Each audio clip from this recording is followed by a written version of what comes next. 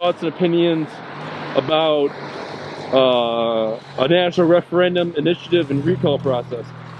Oh, yeah, that's a nice democracy. It's a good way of doing it. Yeah.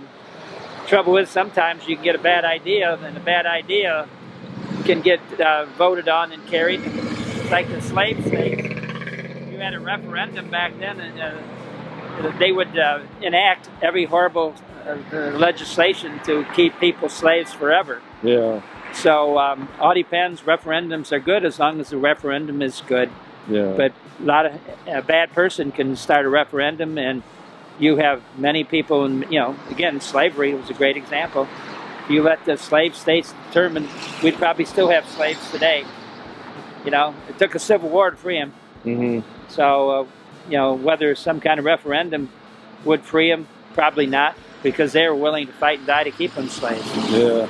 And I don't know anything about doing it at a national level except what I see you post. yeah. I do know that I like citizen initiatives here in Ohio. Mm-hmm. We do have the ability to put something on the ballot if we get enough signatures. Not every state has that right. Yeah. And we used it successfully a few years back, probably around 2011, to oppose Senate Bill 5 in Columbus. And that was a bill that was attacking public union rights. And a lot of us felt very strongly about it. We went out and got petition signatures, and then we went to Columbus to support it. And believe it or not, we were able to overturn SB 5. So that, it's not often that you get to see that you could make a difference. And yes. That was one example. So yeah, we're fortunate to have that in Ohio, and I don't know how it works on a national level, but I know I already like it at the state level. Cool. Very nice. Thank you so much. You're welcome, Matt. Your opinions about national citizen referendum initiative and recall? I just don't see it happening. I think that's very similar to how we would do our amendments to the Constitution, and I just don't see it as succeeding at a national level. Yeah. At a lower level, cities, even state, type of thing, I think it can work, but I think at a national level, it's so difficult to even get a constitutional amendment done that way. Yeah. I just don't see that as. And I believe that's all. Okay. Thank you. Yep. So I think that there's a lot of action, a lot of good political action to be had, pushing for local referendums for dismissal of civil employees, like a police chief, like a mayor, like a commissioner, whatever, yada yada yada. If you start expanding that, when you start expanding that to bigger and bigger things, it does get more complicated. But eventually, you would be able to like for a national level, you would really be able to see the culture divide. Let's say, for instance, whether or not, and it does come down to like how certain people feel in the moment. We had people howling for I think that citizens putting up being able to, like in California, put up their own not perfect, well, it's not perfect. California does have a very interesting thing where you can propose referendums and get them into the election, like up for the next election. And I think that would I think that is probably a little more democratic than as far as the actual definition of the political system that is democracy goes. You could see that being a very good thing, that if you're going to stay true to the definition of democracy, having people collectively write up and vote upon referendums that affect their communities directly. in June of '78, Proposition 13, the Jarvis-Gann, they called it back then, that changed the way property taxes were collected in California and gave a huge advantage to people who owned a home then in June of '78. But if you bought a house right after that, you were going to pay a higher taxes.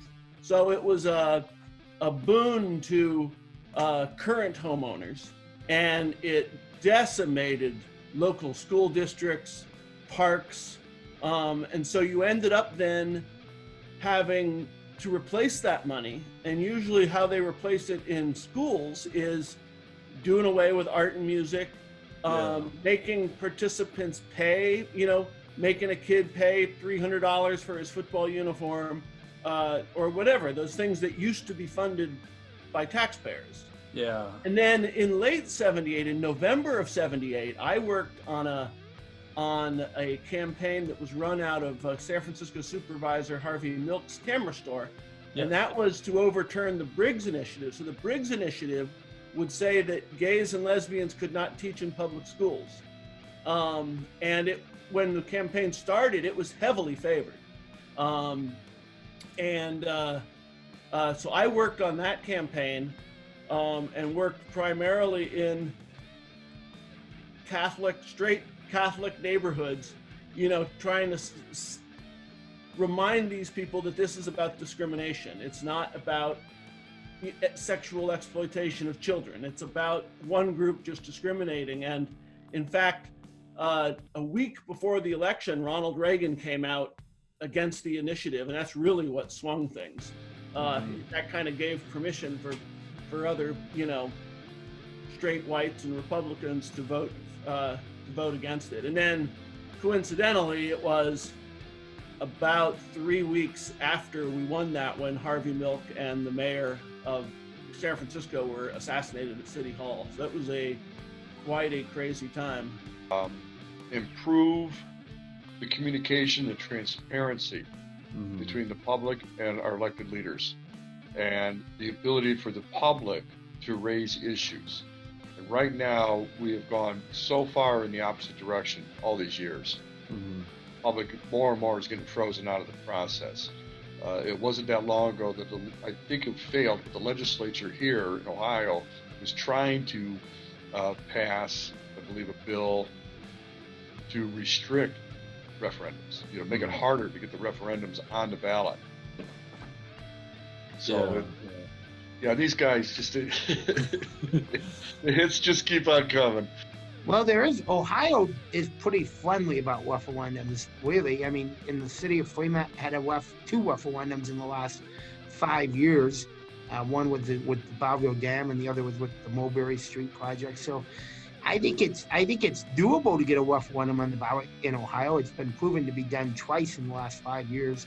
And I think that's a good thing. I think citizens should have the right, if they have an issue they don't agree with, try to address it. If their legislators don't do anything to stop it, then that's probably at least let the voters decide. I don't have a problem with that as long as the proper paperwork is done and things like that. In order to get a referendum in Ohio, I believe you have to have a certain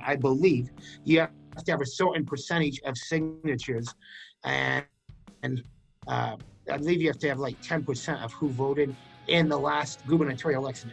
Hold on one second. No worries, no problem. I'm doing